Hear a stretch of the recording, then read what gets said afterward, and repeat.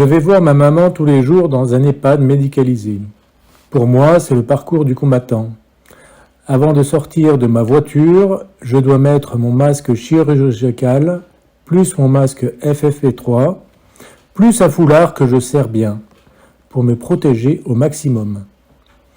À peine après avoir ouvert la portière, je suis incommodé par les personnes qui fument ou vapotent sur le parking. Je commence à tousser, car même dehors, ces odeurs toxiques de cigarettes électroniques me rendent malade. Dans le hall d'entrée, je dois courir pour ne pas sentir le flacon de gel hydroalcoolique et m'étouffer encore plus. Avant de prendre l'ascenseur, je laisse la porte ouverte pour laisser sortir les effluves de parfum et de désinfectants. Quand j'arrive dans la chambre de ma maman, j'ouvre en premier sa fenêtre et ferme la porte pour que le personnel médical ne rentre pas. Au début, ils ne comprenaient pas qu'ils n'avaient pas le droit de rentrer.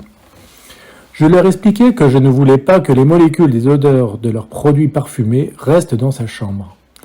Mais quand ils ont vu à quel point cela me rendait malade, mes crises respiratoires, bien plus fortes qu'une crise d'asthme, les ayant tous effrayés, ils ont changé leurs habitudes. Ils frappent à la porte, le médecin y compris, mais ne rentrent jamais quand je suis là.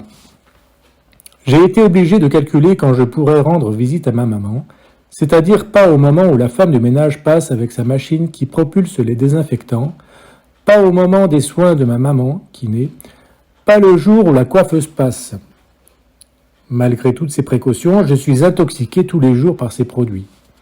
En plus de ces crises respiratoires, une fatigue intense se fait ressentir et je mets un jour, voire plusieurs jours, à m'en remettre, si bien que cet épuisement m'oblige à rester alité le reste de la journée.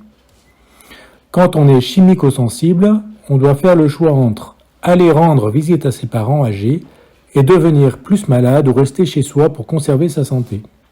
Moi, mon choix est fait, mais à quel prix ?